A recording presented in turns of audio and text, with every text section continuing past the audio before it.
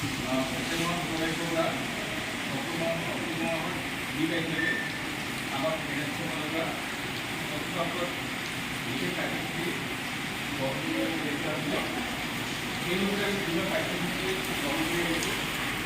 আজিও আমি কি কৰিব বিচাৰিছোঁ, ৱৰ্কশ্বপ অনুষ্ঠিত কৰিব বিচাৰিছোঁ। কাৰণ আমি বিভিন্ন যেতিয়া আমি চাফাই কাৰ্যসূচী কৰিছিলোঁ, আমি তাত বহুতো পেলনীয়া বস্তু আমি পাইছিলোঁ।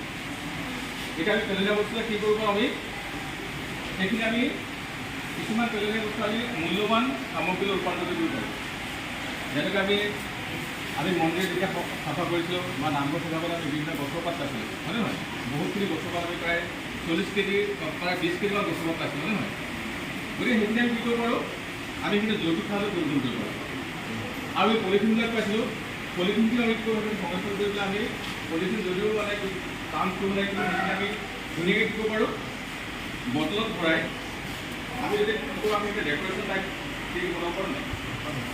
আৰু সেই বটল আমি যেতিয়া পাৰোঁ হিচাপত কাপ বনাব পাৰোঁ। গতিকে এনেকুৱা কিছুমান কি কৰিব আমাৰ পেলনীয়া বস্তুবোৰ আমি কিছুমান প্ৰয়োজনীয় সামগ্ৰী আমি কি কৰিব পাৰোঁ, ৰূপান্তৰিত কৰিব পাৰোঁ। গতিকে আমাৰ প্ৰথম আছে আমাৰ ইয়াৰ মেইন শ্লোগানটো কি, SHS মানে স্বচ্ছকাৰী সেৱা 2024। গতিকে ইয়াৰ কাৰ্যসূচী হিচাপে আজি 26 তাৰিখে এই ৱৰ্কশ্বপখন অনুষ্ঠিত কৰিছোঁ। গতিকে মই আনুষ্ঠানিকভাৱে ৱৰ্কশ্বপখন উদ্বোধন কৰিব কাৰণে আমাৰ বিদ্যালয়ৰ সদস্যসকলক ধন্যবাদ।